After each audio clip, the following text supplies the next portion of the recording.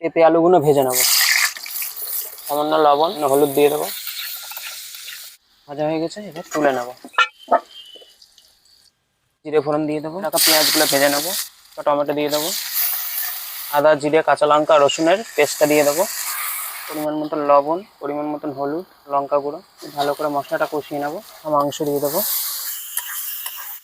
ভেজে রাখা আলু পেঁপেটা দিয়ে দেবো। পরিমাণ মতন জল দিয়ে দেবো।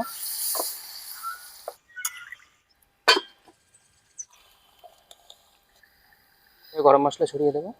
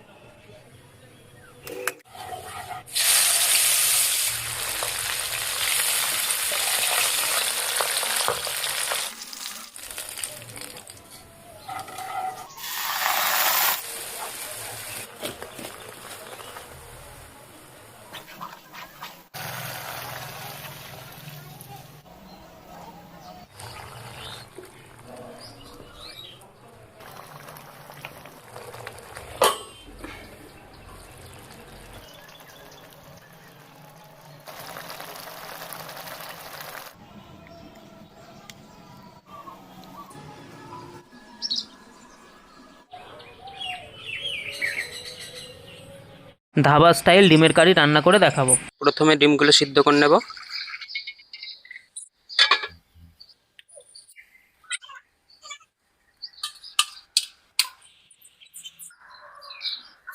লবণ হলুদ দিয়ে ডিমগুলো ভেজে নেব।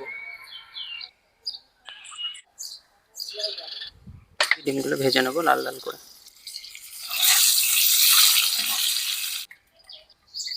জিরে ফোড়ন দিয়ে দিলাম, দুটো তেজপাতা ফোড়ন দেবো। পেঁয়াজ কুচিটা দিয়ে দেবো। হালকা ভাজা হয়ে এসছে, এরপর কেটে রাখা টমেটোগুলো দিয়ে দেবো। কেটে রাখা মশলাটা দিয়ে দেবো। ভাজা হয়ে গেলে পরিমাণ মতো লবণ, হলুদ, ধনের গুঁড়ো, জিরের গুঁড়ো, কাশ্মীর লঙ্কার গুঁড়ো, কালারের জন্য স্বাদ অনুযায়ী অল্প চিনি দিয়ে দেবো। ভেজে রাখা ডিমগুলো দিয়ে পরিমাণ মতন জল দিয়ে দেবো। ধনেপাতা দিয়ে দেবো।